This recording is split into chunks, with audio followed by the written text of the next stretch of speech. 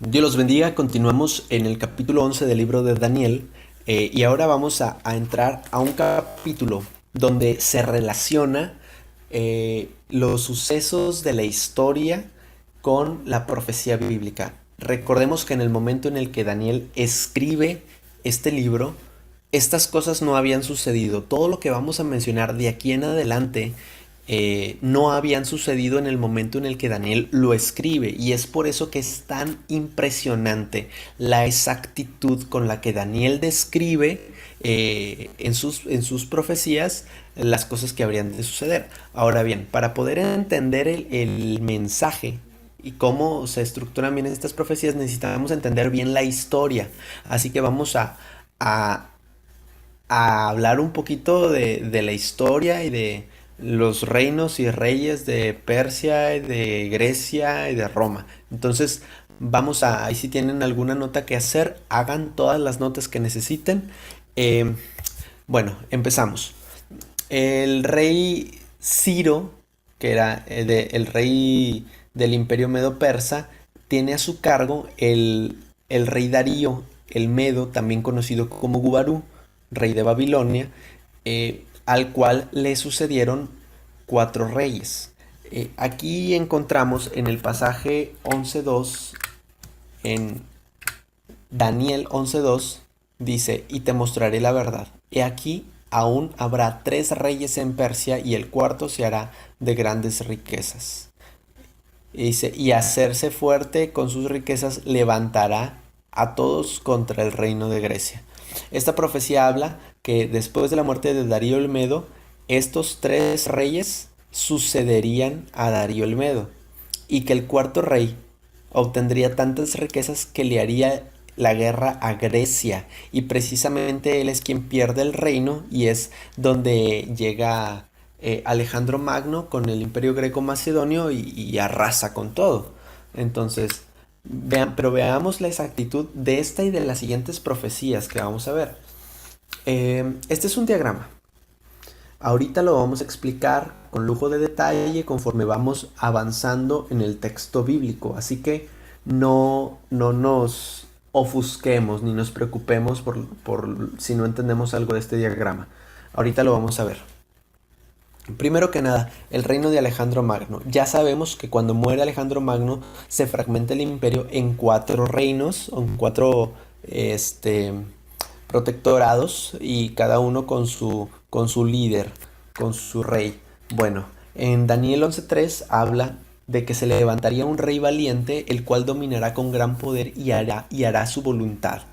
Este rey es precisamente el que vence a Jerjes. Y se levantará este rey valiente y dominará todo con gran poder. Evidentemente se refiere a Alejandro Magno. En el versículo 5 se hace una referencia y dice: y se hará fuerte el rey del sur más uno de sus príncipes será más fuerte que él, y se hará poderoso y su dominio será grande. Habla de la permanente supremacía del reino del sur, o sea, de Egipto, de Ptolomeo Sóter y de su descendencia, sobre el reino del norte, Siria y Medio Oriente. En todo el proceso en el que se concluye esta historia, el reino del sur siempre fue más poderoso, imponente, más inexpugnable, porque intentaron vencerlo varias veces, pero no lo lograron. Entonces se reconoce este texto que señala que el rey del sur sería más fuerte que el del norte. Ahora bien, en el versículo 6 señala una profecía muy interesante. Dice: al cabo de unos años, es decir, casi las siguientes dos generaciones, dice: se hará una alianza. La hija del rey del sur, Berenice, es hija de Ptolomeo Filadelfo, rey del sur, es quien le sucede a Ptolomeo Soter. Berenice viene siendo esta hija del rey del sur. Vendrá al rey del norte para hacer alianza de paz. Berenice se termina casando con Antíoco II Teo para hacer una alianza entre el reino del norte y el reino del sur. Pero ella no podrá retener la fuerza de su brazo, ni permanecerá él ni su brazo. Es decir, a causa de la permanente rivalidad entre los dos reinos, el matrimonio deja de funcionar. Y algo interesante es que Antíoco estaba casado con la Odisea desde antes de casarse con Berenice. O sea, desde antes de casarse con Berenice, él ya tenía una relación con la Odisea. Y él deja a la Odisea para casarse con Berenice. De manera que cuando el matrimonio con Berenice deja de funcionar, él regresa a su antigua relación con la Odisea. Se dice en la historia que la Odisea, a causa del rencor, del enojo, no sé, envenena o mata a Antíoco II Teo. Termina matando a su esposo. Eh, y es por eso que el texto dice, no podrá retener la fuerza de su brazo, ni permanecerá él, ni permanecerá su brazo. Es una referencia a la muerte o al asesinato de Antíoco II. Es por eso que es impresionante este versículo. Ahora bien, en el capítulo 11:8 viene otro versículo que habla de más historia.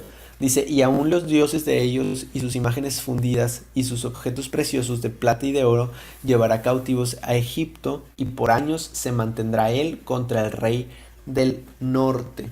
Es conocido que en una de las muchas guerras que hubo entre ellos dos, Ptolomeo I Evergetes, que era contemporáneo de Seleuco Calínico, en alguna de esas campañas se llevó las imágenes fundidas, los objetos preciosos, los dioses de ellos, avivando la enemistad y problematizando la relación que tienen todavía más. Ahora, eh, es curioso que Seleuco Calínico no quiere que las cosas se queden así, y planea una intervención en el Reino del Sur, en Egipto, para recuperar las cosas robadas y para vengarse.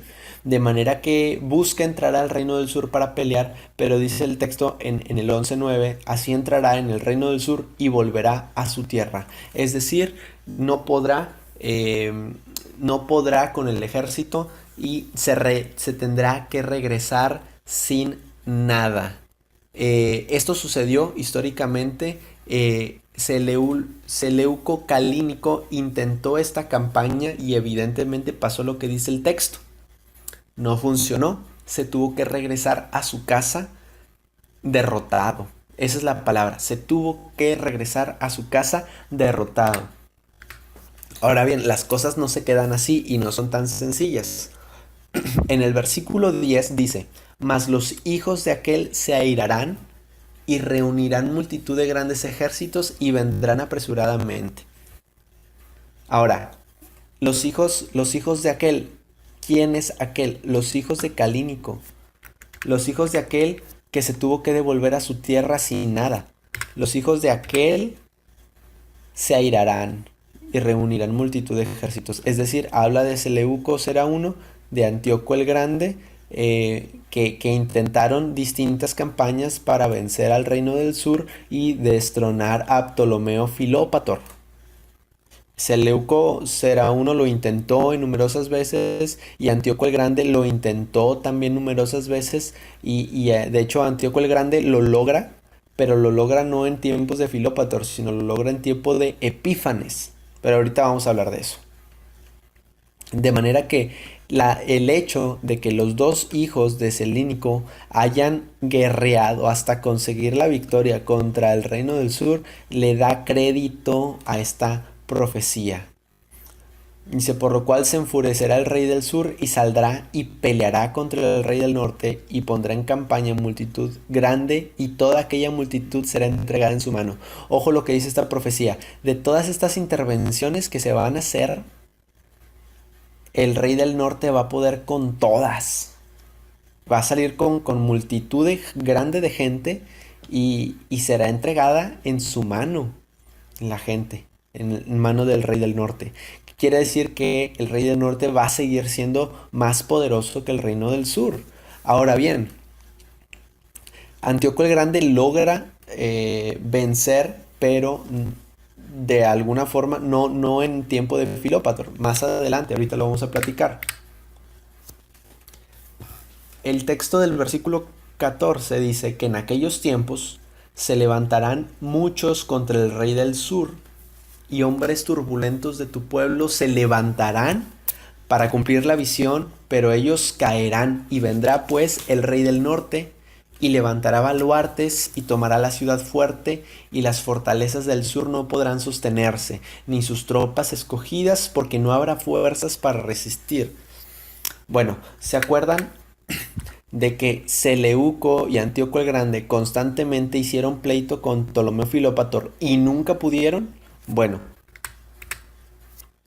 cuando Filópator muere y le sucede Ptolomeo V Epífanes, Ptolomeo V tiene 5 años.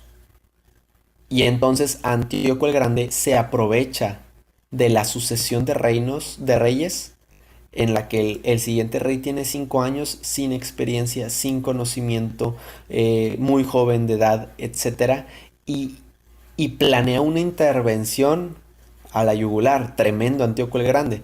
Bueno, no solo esto, sino dice, en aquellos tiempos se levantarán muchos contra el rey del sur. ¿Quiénes son estos muchos? Es que Antíoco el Grande hace alianza con Filipo V, rey de Macedonia. Entonces, ya no solamente es Antíoco el Grande contra Ptolomeo, sino que es el reino de Macedonia y el reino de Siria y Medio Oriente contra Egipto. Y esto ya pone la balanza más del lado de Antíoco el Grande. No solo esto, sino que dice, y hombres turbulentos de tu pueblo se levantarán para cumplir la visión. ¿Quiénes son estos hombres turbulentos del pueblo? Se forma un golpe de estado. Algo que no había mencionado y que es importante mencionar es que el reino del sur, Egipto, no solamente era el más poderoso y el más prominente durante la mayoría del transcurso de esta historia, sino que también era el que tenía a su cargo el territorio de Palestina y de Jerusalén, de manera que Jerusalén venía a ser un protectorado de Egipto. Ahora, estos hombres turbulentos del pueblo que se levantan son gente que empieza a estar descontenta con el gobierno del reino del sur, de Egipto, y planean un golpe de estado, una revuelta, una revolución, y planean tumbar a Filópator. En fin, ellos no pueden, pero sin duda debilitan de cierta forma el reinado. Entonces, entre Antíoco el Grande, Filipos de Macedonia y el golpe de estado derriban del reinado no a Ptolomeo Filópator, sino a su hijo de 5 años de edad, en cierta medida. Lo vencen en supremacía. Ahora, a partir de ahora, el reino del sur va a ser el que va a tener más poder, más autoridad, más dominio, pero el reino del norte, el reino del sur no deja de existir. El rey sigue siendo Ptolomeo V Epífanes, pero ya con otros términos. Y de hecho el versículo 17 dice que luego se afirmará su rostro para venir con el poder de todo su reino, y hará con él convenios, y le dará una hija de mujeres para destruirle. Quiere decir que le dará una hija de mujeres para destruirle, y hace convenios. Este Antíoco el Grande, que tiene una hija llamada Cleopatra, le ofrece a esta hija llamada Cleopatra a Ptolomeo Epífanes para matrimonio, y de esta forma hacer alianza con el reino del sur.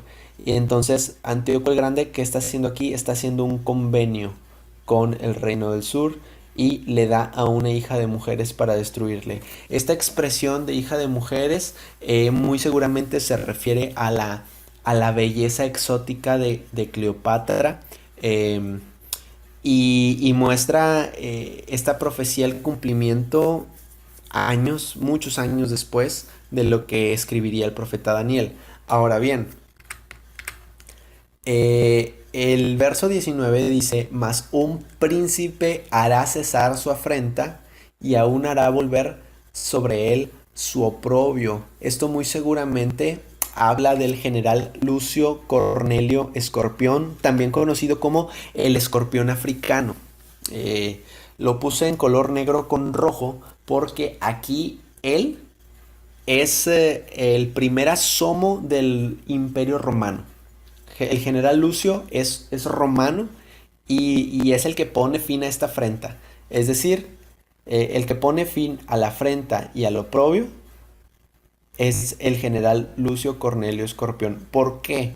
Porque pone fin a este pleitío entre el sur y el norte, entre Ptolomeo y Antíoco. ¿Por qué? Porque vence en cierta forma a Antíoco el Grande y lo obliga a darle impuestos a Roma. A partir de aquí Roma se vuelve el dueño de todo el reino del sur y, y Antíoco el Grande tiene que dar tributo y pago de impuestos a Roma. De manera que para cuando Antíoco el Grande muere y le sucede su hijo, dice el versículo 20, se levantará en su lugar uno que hará pasar un cobrador de tributos por la gloria del reino, pero en pocos días será quebrantado, aunque no en ira ni en batalla. ¿Qué quiere decir esto? Que el hijo de Antíoco el Grande, Seleuco IV Filópator, estaría obligado a cobrarles impuestos y tributos a todos los ciudadanos del reino porque tenía que pagar estos tributos a Roma. De manera que este rey es conocido en la profecía de Daniel como el rey que pasaría cobradores de tributos de casa en casa por la gloria del reino.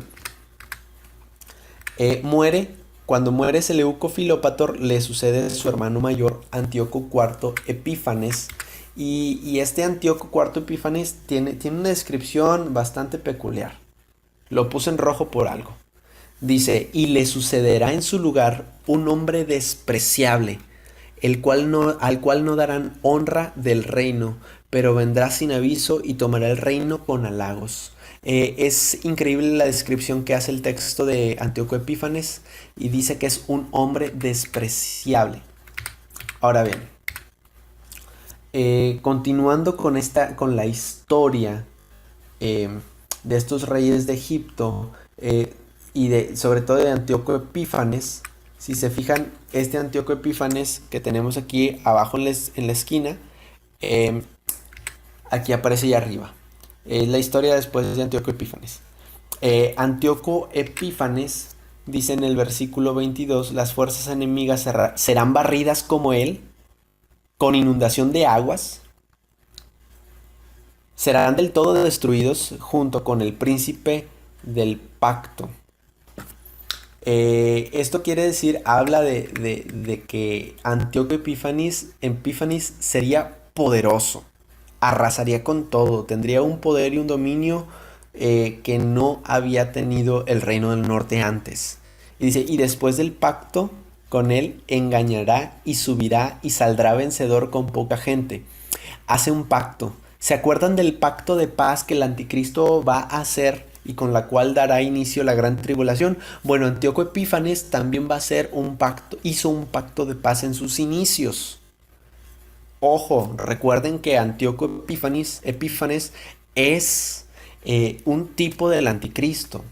Es paralela su actitud, su proceder, su descripción, su carácter es similar a lo que va a ser el anticristo. Y así como Antíoco hizo un pacto de paz y después engañó y salió vencedor con poca gente, así hará el anticristo. Que esta alianza, este pacto, lo hace con Egipto. Eh, Antíoco Epífanes, recordemos que Antíoco el Grande había dado en matrimonio a Cleopatra con Ptolomeo Epífanes, de manera que Ptolomeo Epífanes y Cleopatra eran marido y mujer, eran esposos. Ellos dos dan a luz a estos dos hijos, Ptolomeo VI y Ptolomeo VII. Ahora, Antíoco Epífanes conserva la alianza con Egipto porque Cleopatra, la esposa del faraón o la esposa del rey de Egipto, Cleopatra es su hermana. Recordemos que Cleopatra era hija de Antíoco el Grande y Antíoco Epífanes también era hijo. Si vemos aquí, Antíoco el Grande tiene a Cleopatra como hija y a Seleuco y Antíoco como hijos. De manera que Antíoco Epífanes resulta hermano de Cleopatra. y es la base de la alianza que tiene con Egipto. En el versículo 24 dice, estando la provincia en paz y en abundancia, entrará y hará lo que no hicieron sus padres ni los padres de sus padres. Es decir, que mientras está esta alianza, mientras la provincia esté en paz, ¿qué es lo que ninguno de los otros reyes había hecho antes? Había traicionado su palabra. Los reyes podían ser de muchas formas, pero conservaban la alianza, la respetaban. Si hacían una alianza, la respetaban. Bueno, Antíoco Epífanes no respetó la alianza que tenía con Egipto, basado en la relación filial, bueno, sí, filial y de hermanos que tenía con Cleopatra. Ahora bien, Antíoco rompe la alianza intempestivamente. Estando en paz, rompe la alianza y dice el versículo 25, y despertará sus fuerzas y su ardor contra el rey del sur. Es decir, Antíoco atacará al rey del sur, que es Ptolomeo Epífanes, con gran ejército, y el rey del sur se empeñará en la guerra con grande y muy fuerte ejército, mas no prevalecerá, porque le harán traición. ¿Qué quiere decir esto? Que Antíoco Epífanes hará traición. ¿Cómo es que harán traición? Sucede que Ptolomeo VI y VII, hijos de Cleopatra, vienen siendo en el árbol genealógico sus sobrinos. Bueno, Antíoco Epífanes, en base a soborno, a prometerles bienes, riquezas, poder, seduce a sus sobrinos y sus sobrinos traicionan a su padre desde dentro en el reino de Egipto. Ahora, aquí hay un detalle. De todas formas, Antíoco Epífanes no ganó esta batalla.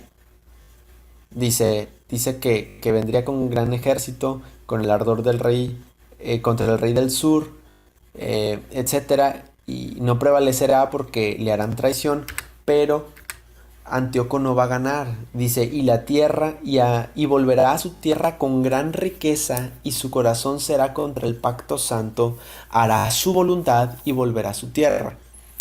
Esto es interesante. ¿Por qué? Porque vuelve con riqueza, pero no venció.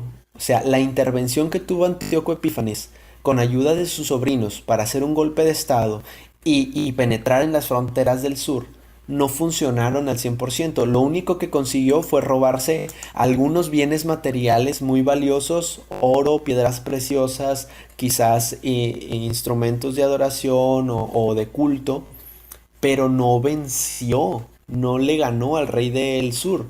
Esto hace que vuelva a su tierra y su corazón sea contra el pacto. ¿Por qué? Porque Egipto estaba en el sur, digamos que aquí está Egipto, estaba en el sur, y en el norte está Siria.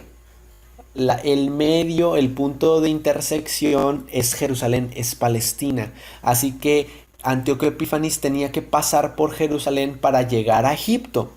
Cuando pelea en Egipto y se regresa con tesoros, pero sin haber ganado la batalla, se desquita, se enoja, viene frustrado y se enoja contra el pacto santo, es decir, agarra saña contra los judíos. Y dice en el versículo 29, creo, ahí hubo un error de dedo. Al tiempo señalado volverá al sur, mas no será como la postrera venida, sino como la primera. Porque vendrán contra él naves de Kitim, y él se contristará y volverá y se enojará contra el pacto santo. Oigan esto. Antíoco volverá a intentar pelear contra Egipto, pero dice que no va a ser como la primera vez. La primera vez se trajo riquezas, esta vez no. ¿Por qué? Dice, porque vendrán contra él naves de Kitim. Quiere decir que en el momento en el que él está llegando al territorio de Egipto, él ve en las costas naves, barcos de soldados viniendo desde Kitim. Y esto lo atemoriza, ve un ejército tan grande que lo intimida y decide regresar, ni siquiera pelea. se regresa sin haber peleado y se regresa contristado, se regresa furioso, se regresa frustrado. Y en ese transcurso, ya lo mencioné, en el que él se tiene que regresar y pasa por Jerusalén al momento de regresarse, él libera toda esa hazaña y todo ese rencor y ese enojo, lo libera contra los judíos cuando pasa por Jerusalén de regreso. Antíoco Epífanes, eh, el 16 de diciembre del 167 a.C., levantó altar a Zeus en el altar del holocausto y ofreció un cerdo en sacrificio. Esto es lo que hizo al regresar después de la segunda batalla perdida. Esta es la abominación desoladora que escribe Daniel. Y dice en el versículo 31, y se levantarán de su parte tropas que profanarán el santuario y la fortaleza, y quitarán el continuo sacrificio y pondrán la abominación desoladora. Dice en el 33, y los sabios del pueblo instruirán a muchos, y por algunos días caerán a espada y a fuego, en cautividad y despojo. ¿Qué quiere decir? Que este remanente de gente sabia que no se doblega y que no adora este sacrificio espurio, blasfemo que ofrece Antíoco, esta gente instruye a otros judíos a no doblegarse y a no adorar. Estos son los sabios del pueblo que instruyen a muchos.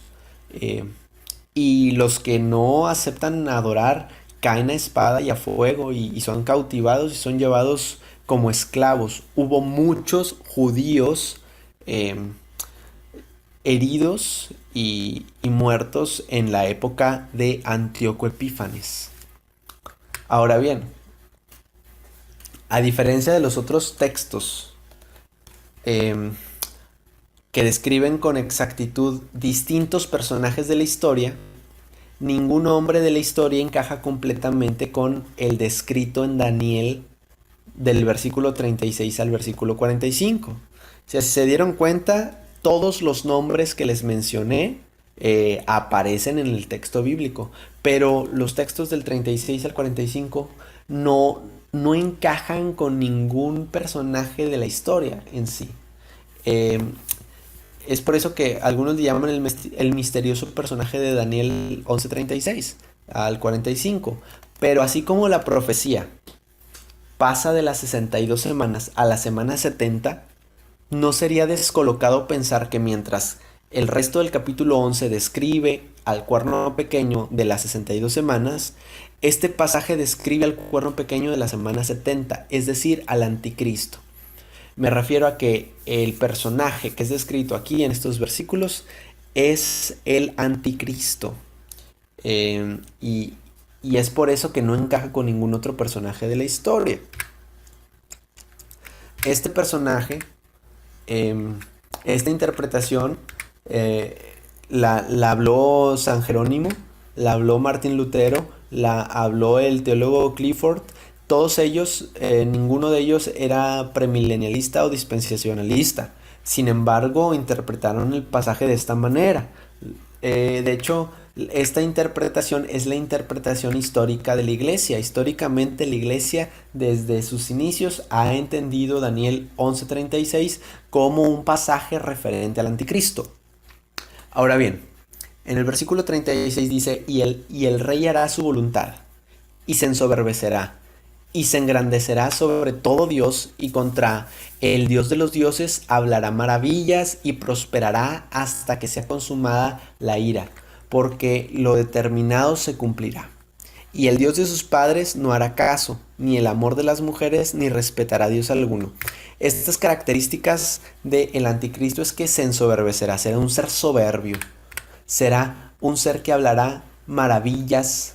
Esto se traduce como blasfemias, va a hablar blasfemias contra Dios, va a decir las cosas más innombrables contra Dios.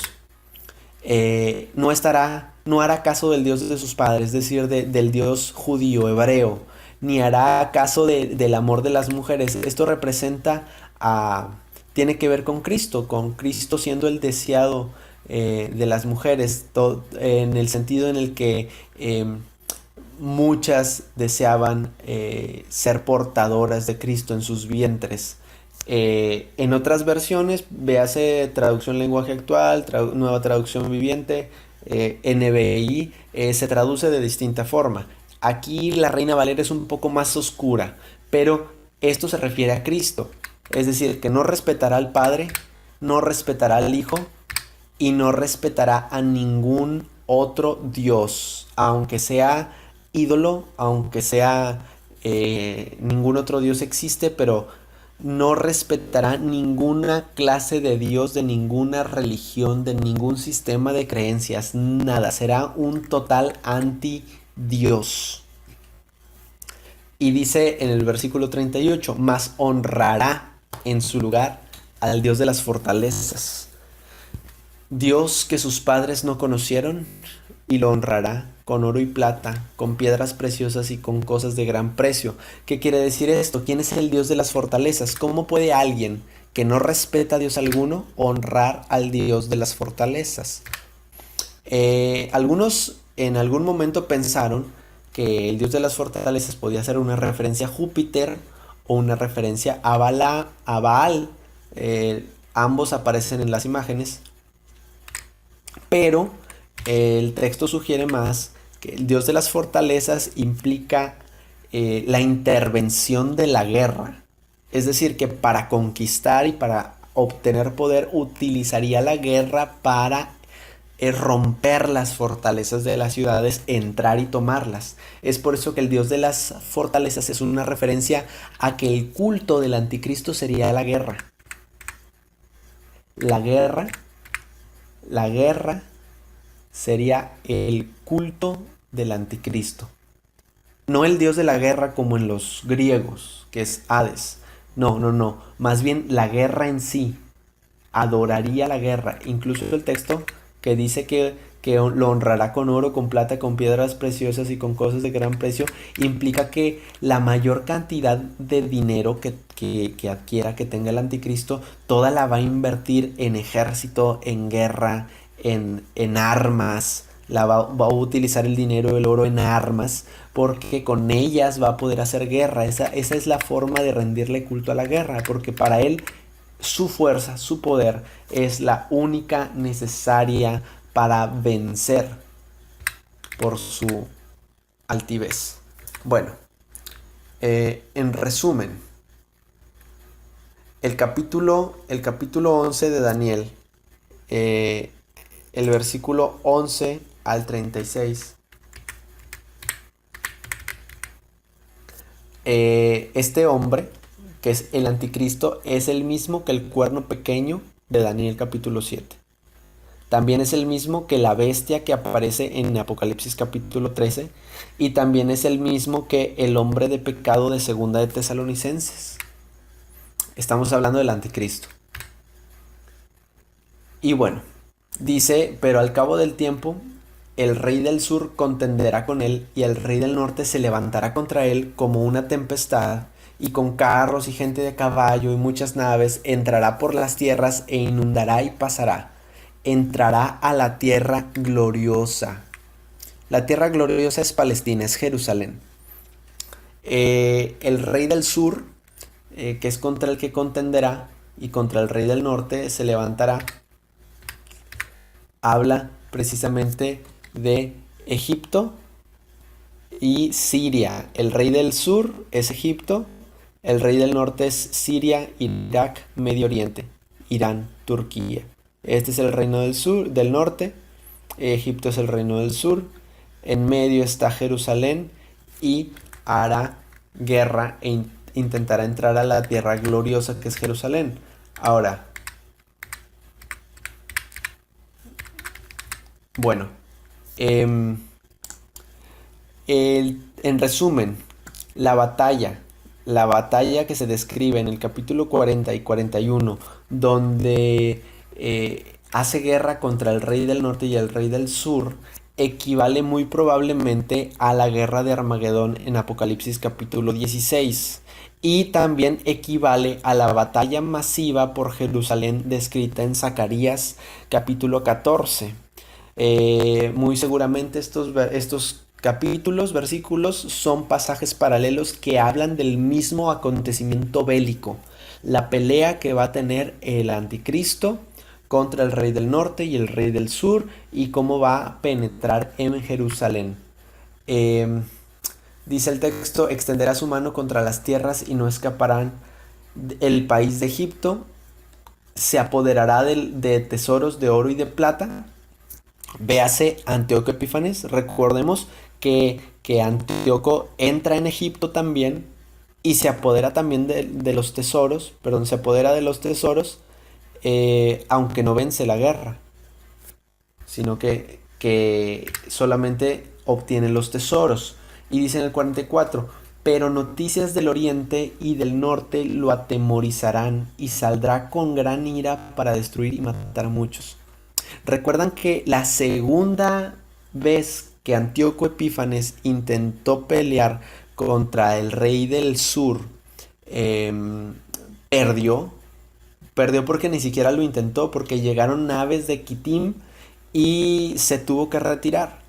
Bueno, de la misma forma en la que intimidaron a Antíoco Epífanes debido al gran ejército para pelear, el anticristo va a ser intimidado por noticias del oriente y del norte. Esto habla de una confederación. Países del norte y del oriente se van a confederar, van a hacer una alianza para pelear contra el anticristo. Y esto lo va a atemorizar.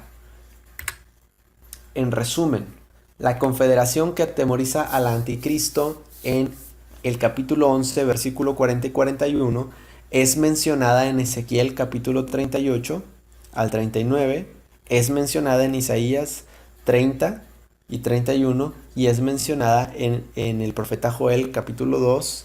Esta confederación muy posiblemente incluye a Rusia, a Irán, a Estados Árabes, a Alemania, a países asiáticos y muchos otros pueblos, que es una expresión que aparece en los textos. Este es el mapa de Jerusalén. El versículo 45 concluye diciendo, y plantará las tiendas de su palacio entre los mares y el monte glorioso y santo, mas llegará a su fin y no tendrá quien le ayude. Habla del campamento donde estarán las fuerzas del anticristo. Dice que colocaría su campamento o su palacio entre los mares y el monte glorioso y santo. ¿Cuáles mares? Está hablando del mar Mediterráneo y del mar Muerto. Entre estos dos mares pondrá su palacio. Y no solo eso, sí dice entre los dos mares y el monte santo que está aquí en Jerusalén. De manera que lo más probable es que el palacio o el campamento del anticristo circunde esta área coloreada con rojo.